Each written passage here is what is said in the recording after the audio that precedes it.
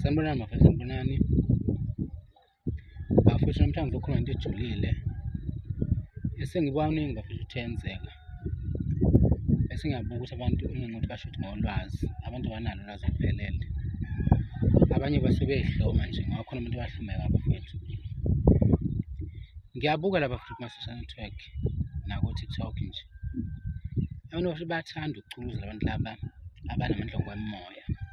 Abantu bayathanda ukuculuza inyanga, beculuza abathandazi, nabo bonke abantu laba uthole ukuthi badumile kodwa futhi manje bazi inyanga noma bayabathandazi noma babafundisi.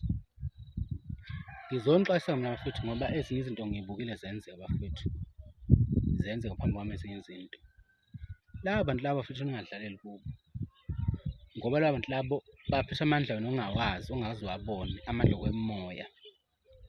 Laba bantu laba abanye babo uthole bahamba nebhuki, uthole ukuthi ngesikhathi umcasula wena ucasula ngisho ibhuki zakhe, ngesikhathi ucasula ibhuki zakhe zizosuka zizokuhlasela wena. Uthole ziyaklinya noma ziyakuhluba ebusuku noma zenzeni ngoba manje ziyabuka ukuthi wena uzoyiphazamisa kahle kahle.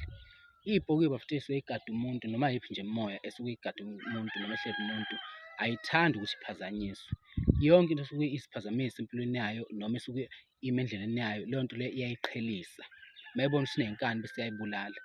Manje ngizonixwayisa bafethu, musani ukudlalela abantu abanemimoya, musani ukudlalela abantu laba abahamba nebhuki noma bathwele nomani, bonke nje laba bantu laba musani ukudlala kulaba bantu laba bafethu ngoba aniwazi amandla abo, aniwazi amandla abangakanani. Noma kuthiwa unawo-ke amandla-ke na mhlawumpe uyazethemba nawe ngendlela yakho, noma nawe mhlawumpe uyinyanga ngendlela yakho, noma mhlawumpe unenyanga yakho nawe, kodwa ungadlaleli labo bantu labo ngoba awazi amandla akho ukuthi engakanani. Uzothi uyam-attack-a uthi nawe uy'tshela ukuthi phela uzethembile kanti yena unamandla angaphezulu kawakho. Qhelani kula bantu abaphethe amandla emimoya bafethu, qhelani nje, ngiyanixwayisa ngempela bafethu, cause kuyokwenzeka into eyisimanga kuwena nawe into ongekwazi uyichaza ukuthi yenzeke kanjani.